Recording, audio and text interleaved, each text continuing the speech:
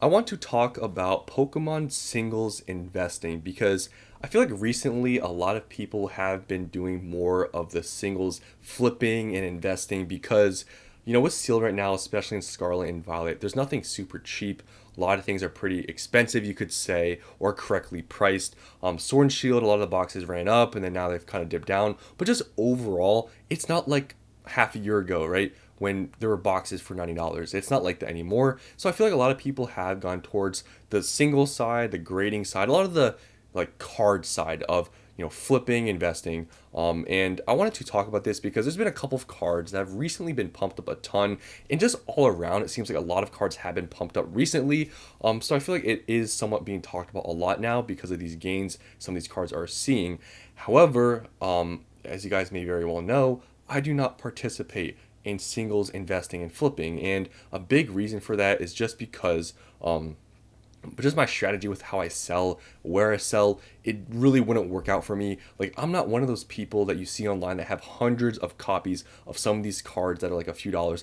I don't do that. I know some people can do extremely well with some of these, and that's great. But for me, it's not worth all the time and just the whole hassle of buying hundreds of copies of cards to make, a few $1,000s, a few $100.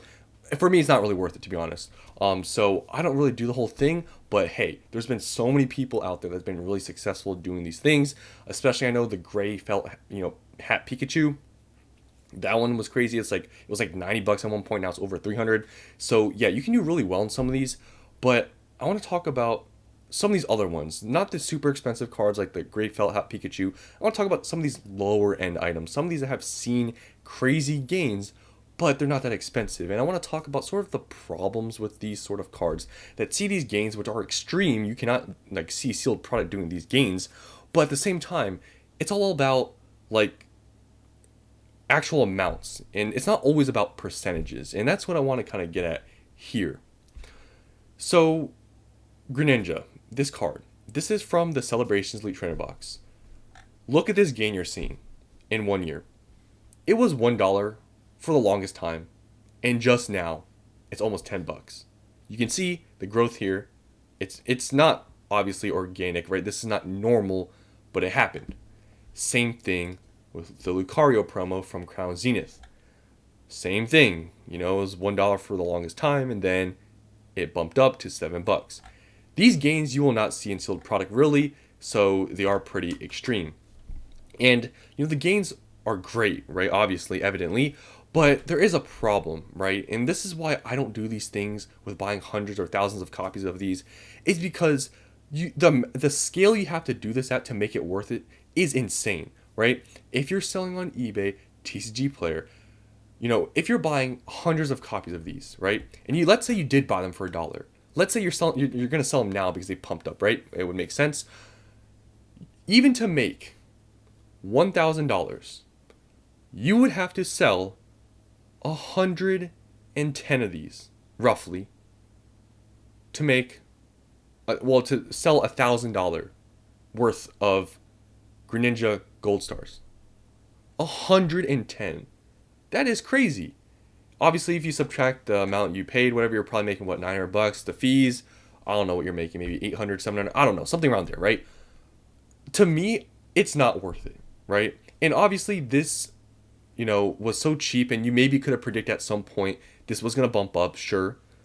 But is it really worth it to buy a card at $1?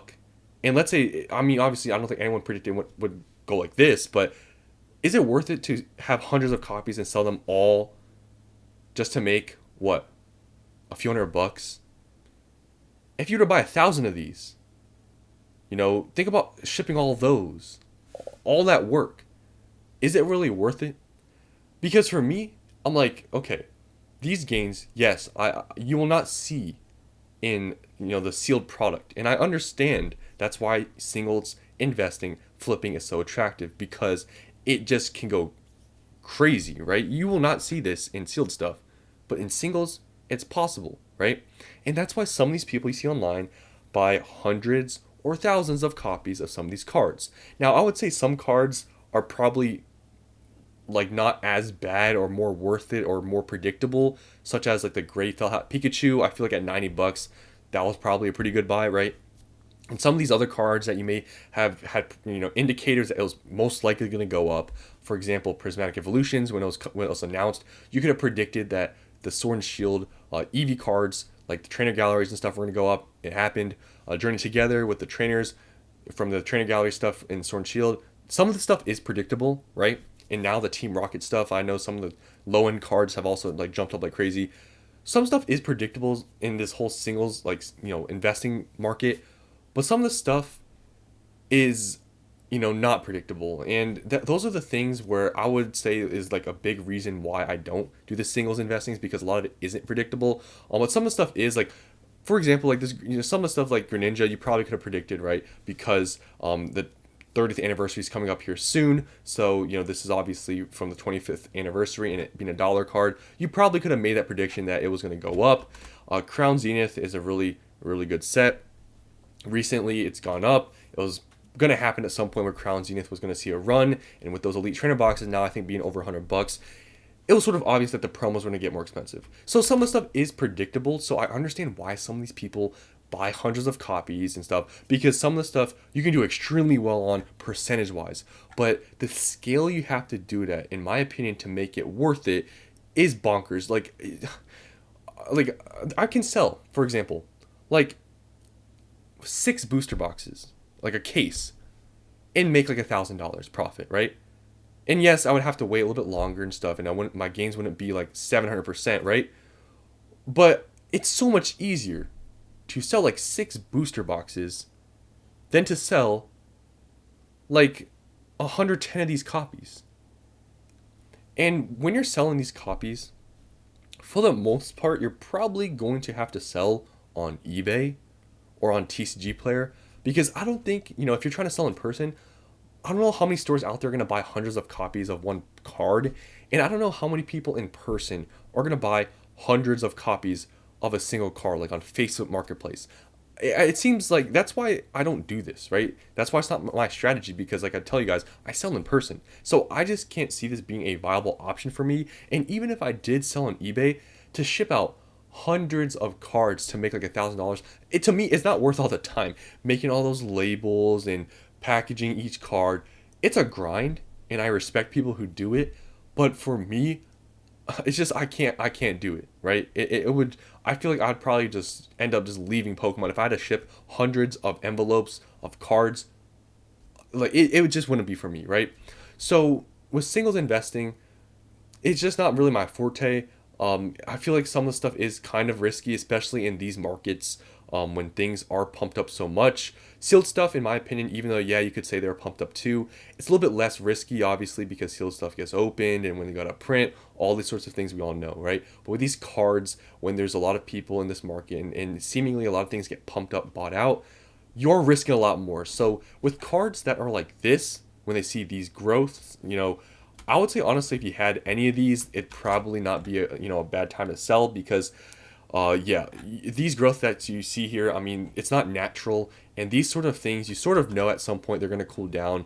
But yeah, it is crazy to see that you can make this sort of percentage in Pokemon, and it's happened across the board with a lot of cards. So it's not just like a couple here I'm picking. There's a lot of others I haven't showed you guys. But yeah, I'm just not really, I guess, a big fan of doing this sort of thing with investing and doing the singles thing. I'm a sealed guy. I don't know if I'll ever get into the singles game. Just like I said, just my strategy. I'm not selling hundreds of stuff on eBay to make like a few $100. Not worth it to me. But I do understand people that do it. I know some people may do it with higher end cards like the Gray Felt Hat Pikachu, with some of the other cards like the Alton Arts, maybe some of these other SARs. I can understand that. But then again, it goes to the point where some of the stuff is sort of just gambling. But some of it is predictable. But for me, I just stay out of the singles, because I feel like it's sort of like it's, in my opinion, it's almost to the equivalent in terms of volatility, like crypto. Like it could go crazy up, crazy down. It's not for me. The sealed stuff is way more stable and it's way more predictable for the most part, and that's why for me, I stay out of singles and I just stay with sealed. I'm fine not making 700% gains, just for the sake of my headspace and not having to stress out about shipping everything and selling everything. Yeah, that's just my thoughts on this whole singles thing. But I just wanted to talk about it because there are some cards that are seeing crazy gains, but they're not very expensive to make a lot of money. You're gonna have to do it at large scale, and for somebody like me, it's not worth it. But I do want to acknowledge this because of how crazy some of these cards have gone up, and how some people probably did very well, but they're gonna have to sell hundreds or thousands of copies of these to even make a few $100 or a few thousand. It's crazy how much you have to actually sell to make that money. And that's why for me, I just want to do it. But yeah, that's one I want to talk about today. Hope you guys enjoyed, and I'll see you on the next one.